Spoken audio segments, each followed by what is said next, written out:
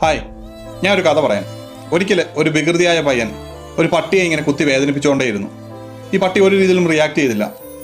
പക്ഷേ കുറച്ച് ദിവസങ്ങൾ കഴിഞ്ഞു ഒരു പ്രാവശ്യം ഈ പയ്യൻ വല്ലാതെ കുത്തി വേദനിപ്പിച്ചു. ഈ പട്ടി എഴുന്നേറ്റ് ഈ പയ്യന് നേരെ കുരയ്ക്കാൻ വേണ്ടി തുടങ്ങി. അപ്പം തന്നെ ഈ പയ്യൻ കരഞ്ഞുകൊണ്ട് അവിടെ നിൽക്കുന്ന ക്രൗഡിൻ്റെ അടുത്ത് ആൾക്കാരുടെ അടുത്തെല്ലാം ചെന്നിട്ട് പറഞ്ഞു, ഈ പട്ടിക്ക് ഭ്രാന്താണ്, ഈ പട്ടി എന്നെ അറ്റാക്ക് ചെയ്യാൻ വേണ്ടി വരുന്നു, എന്നെ കടിക്കാൻ വരുന്നു, എനിക്ക് നേരെ കുരയ്ക്കുന്നു എന്ന് പറഞ്ഞു.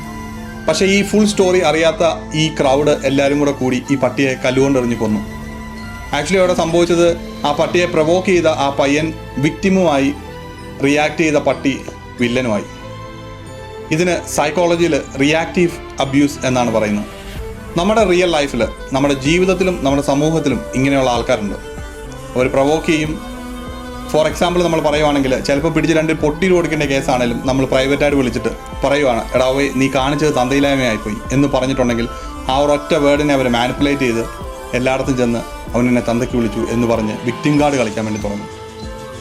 ഈ വിക്ടിം കാർഡ് കളിക്കുന്ന ഇങ്ങനെയുള്ള ആൾക്കാർ ഒരുപാട് പേര് നമ്മുടെ സമൂഹത്തിലുണ്ട്. അപ്പോൾ ഇവഞ്ച്വലി അവരവിടെ വിക്ടിമും ആവും, ഇത് മാന്യമായിട്ട് പറഞ്ഞ ആൾ വില്ലനും ആവും. ഇതിൻ്റെ ഫുൾ സ്റ്റോറി അറിയാത്ത ആൾക്കാർ അങ്ങനെ തന്നെയായിരിക്കും വിചാരിക്കുന്നത്.